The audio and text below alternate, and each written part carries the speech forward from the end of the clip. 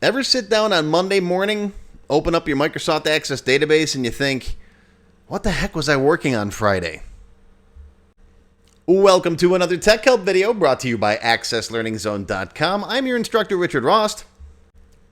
Today we're going to see how to generate a list of recently modified objects in your Access database. A list of design changes that were made recently. This can be really handy if you're troubleshooting a problem, tracking down recent design changes, recovering after a backup. This one happened to me. Or just trying to remember what you've been working on over the last few days. Or if you just got back from vacation and you're like, what was I doing last week before I left? Or if you're trying to justify to your boss what you've been working on, you can say, here's a list of all the stuff I've been doing. But anyways, let's take a look at today's question. Today's question comes from Mara in Chattanooga, Tennessee, one of my silver members. Mara says, how can I see what objects I've changed recently in my Access database? I had to restore from a backup that's a few days old, and I know I made changes to some forms, queries, and VBA code before the backup. Is there an easy way to get a list of the objects that were updated recently so I can figure out what I need to rebuild? Yes, this actually happened to me not too long ago. I ran into some problems and I had to restore last night's backup, but I knew I did some changes this morning to a handful of forms. So I restored the backup and then I had to run a report on the new database and see, okay, here's a list of the forms that I modified. So when you know you've made changes and you want to figure out what objects you were touching, this is a good technique I'm going to show you. Now, Access doesn't have a giant show me everything I changed button, but it does store some information about your objects, including the date they were created and the date they were last updated. So today I'm going to show you a quick query. Get it? Quick queries? My Friday thing? Never mind. I'm going to show you a quick query you can run to help point you in the right direction.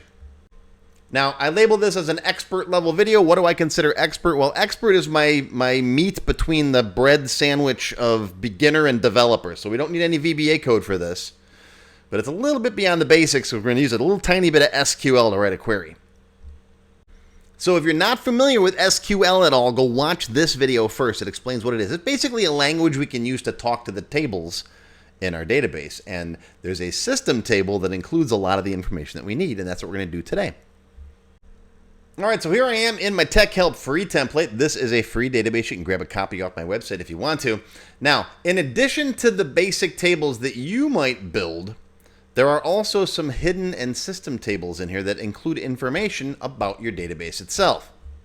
Now, I don't recommend that you go poking around in here too much, but I'm just going to show you real quick what this stuff is. So if you right-click up here and go into Navigation Options, right, you can show hidden objects and show system objects. And when you turn that system objects on, you get a whole bunch of extra tables in here called MSys stuff, right? MsysObjects, MsysQueries, and so on. And now the one we're looking for is this MsysObjects right there. And it's got a whole bunch of information in it. Don't go modifying any of this stuff. All right, but in here includes some stuff about the objects in your database, like the date it was created and the date it was updated. Okay, so now that we know that, I'm going to turn this back off again. Navigation options, I don't usually leave those visible, even in my own databases, because there's really no reason to go poking around in those. But you can use them to get some information. So I'm going to create a query, and I'm going to go to SQL query. If you don't have this SQL button here, this is relatively new. You can just go to Design Query and then right-click in here and go to SQL View. Okay. So we're going to write a little query. It's going to be select. I'm going to Control plus to zoom in a little bit so you guys can see better. Okay, we're going to select name, type, date create, and date update. Those are the fields from the table, right? From MsysObjects. And then I'm going to put a little where in here. Where the left of name, comma 4 is not, so less than or greater than MSys. So I don't want all the MSys tables and stuff showing up in here. Okay, and then we're going to order by date update descending. So I see all the stuff that was recently modified first. Okay. All right, let's run that. And there we go. We get this. Okay. Now, there's a lot of weird stuff in here. Let's just take a peek real quick. This is a list of all the objects in your database. There's some other stuff in here, some temporary objects. We're going to get rid of those in a second. Okay? Type represents what type of object it is. There's a bunch of weird numbers for stuff. All right, queries are 5. Local tables are 1. Forms are -32, 760. Why? I don't know. These are just the numbers that Microsoft assigned. Now, Microsoft has never officially documented all of these values. And some values have actually changed over the years. But, yeah, if you want to use these to determine what's in here, I personally just use my naming convention, right? So I know that Q's are queries, R's are reports, T's are tables. Okay, but I just wanted to show you the type value here so you can see that it lists the type, the date that object was created, and the date the object was last updated. While I got this, I'm going to save this as changed objects Q. Yeah, I know I try to keep most of my stuff singular, but I make an exception once in a while. Now, close that, open it again, and you should see changed objects queue right up top here because it was just modified. And yes, it's June 4th at about 5:24 p.m., so that's correct. Now, let's also hide those little tildes in there. So those are all like temporary objects. So let's come back in here. Now we can just go into design view. And we can just modify this guy. Here's left name 4, right?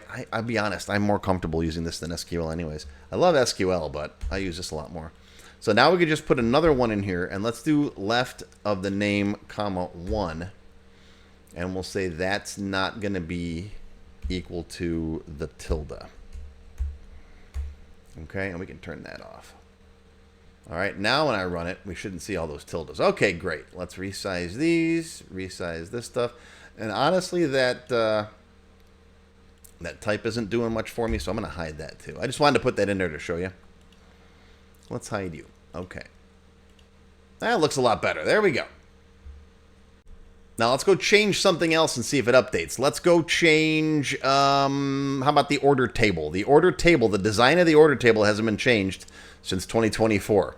All right, so I'm going to go find the order table. Where are you at? Oh, you're up here. Order table, design. I'll just add notes 2 or whatever. Okay, let's run that changed objects query, and there it is right up top. Perfect. Let's change a form. Let's modify the main menu, right? Design view. I'll just slide this button over, save it, close it, open it, and there we go, right on top. Beautiful. So now based on what we've seen so far, this technique works pretty well if you're tracking design changes to the objects in your database. Change a design to a table, a form, a report, a query, the date updates. So if your goal is simply to answer what objects have I been modifying lately, well, this query can be very useful. The problem is, there's always a problem, isn't there? The problem is, this doesn't always reliably track VBA code changes. That's where things start getting a little weird. Now, I have found that most of the time, not 100% of the time, but most of the time, if you make design changes to the modules behind a form, they tend to update that value. So, for example, if I pick like the customer list form, okay, if I go into this button here, there's code in here. Let's just rem this out. All right, just making some simple changes. Okay, save it, close it. And now if I go into here, okay, see my customer list form was updated. Okay, let's pick something else. The order detail form. Okay, go to customers, orders. Here's the order detail form. I'll come into here.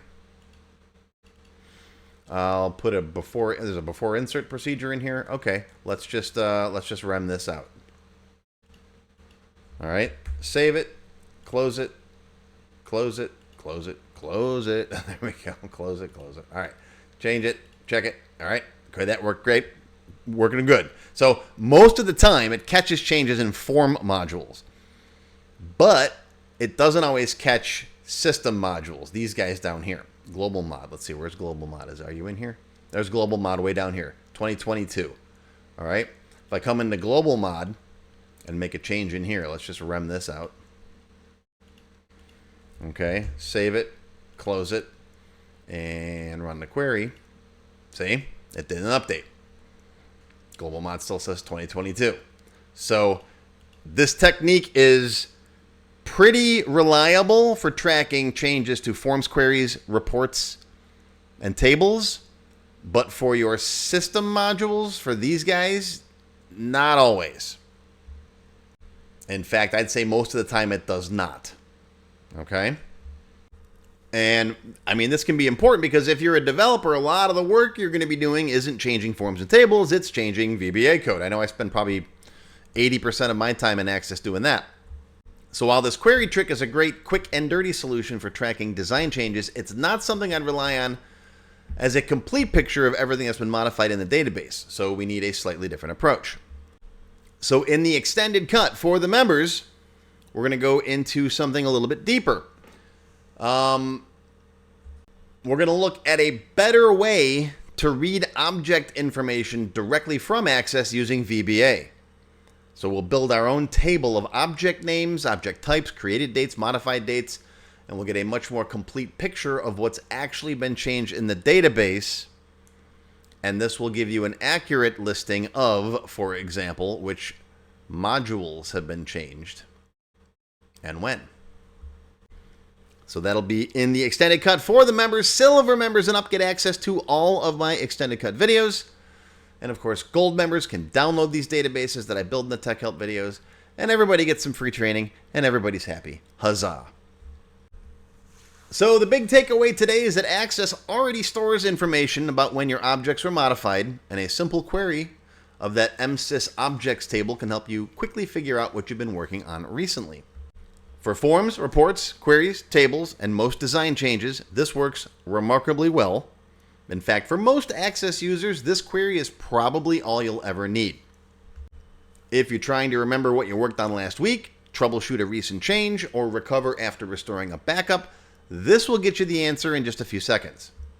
Where it starts to fall a little short is with VBA code changes. Those don't always show up consistently, especially when you're working with standard modules. So if you're one of my members in the extended cut, we'll take this one step further and build a more complete object inventory using VBA and the Access object model.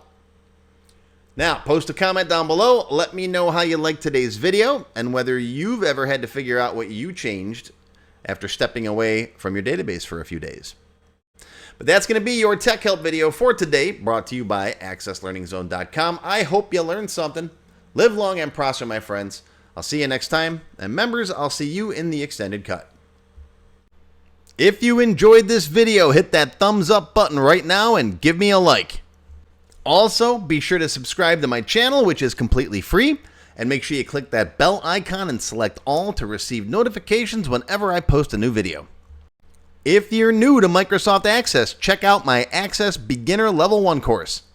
It's over 4 hours long and it covers all the basics like tables, queries, forms, and reports. It's a great place to start and it's also completely free.